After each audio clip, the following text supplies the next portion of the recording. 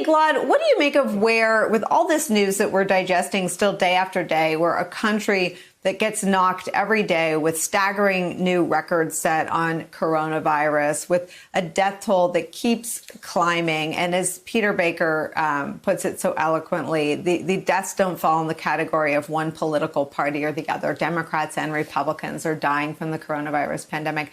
What do you make about where this race stands right now? Obviously, Joe Biden has as stable and steady of a lead as he has had at any point. The polls don't move around very much, but most Democrats are incredibly anxious about how next Tuesday is going to go.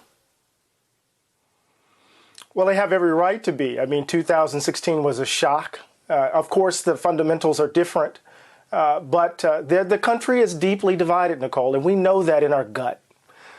We know that people are dying alone, that the country has made a decision, at least the president and his minions have made a decision that you are on your own to deal with your grief, that there aren't really any national public rituals, thank God for your show and others who call it forward.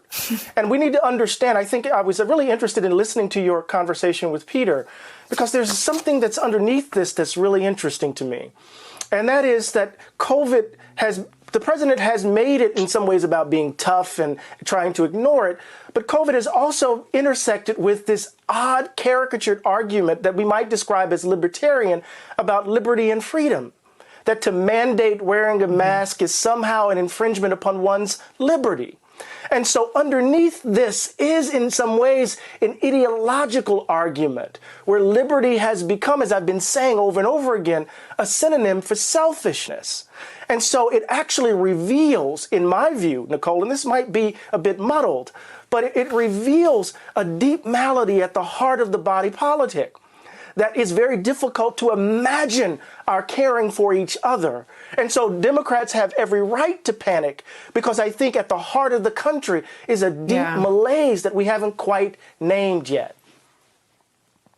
Well, I want to follow up because I have made this point privately. I don't know if I've ever shared it on the air, that if 9/11 happened on Trump's watch and we suddenly had to adapt to the TSA, and as a whole country, we had to trust that taking off our shoes, dumping out our thermoses was necessary to protect the American homeland from the threat of terrorism, I'm not sure we could do that again. And I'm not arguing for or against the TSA, but that was a major inconvenience. It certainly could be perceived as infringing on our liberties, our spaces, the kind of searches that people had to endure at the beginning, the profiling. I mean, people endured that, and that burden was not shared equally among all races. There were indignities, there were invasions, but people by and large endured that for the good of the country, for the security of the country. Do you think we could do that now?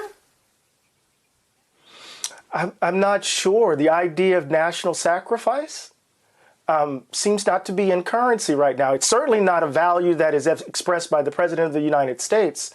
The idea of a robust conception of the public good, the idea of caring for one's neighbor, none of this is operative in this moment. At least it doesn't seem to be, as people are struggling. So I think there's the political reality, there's the economic reality, and then there's the moral reality, Nicole. And we have to face all three. That's the depth of the crisis we're confronting now.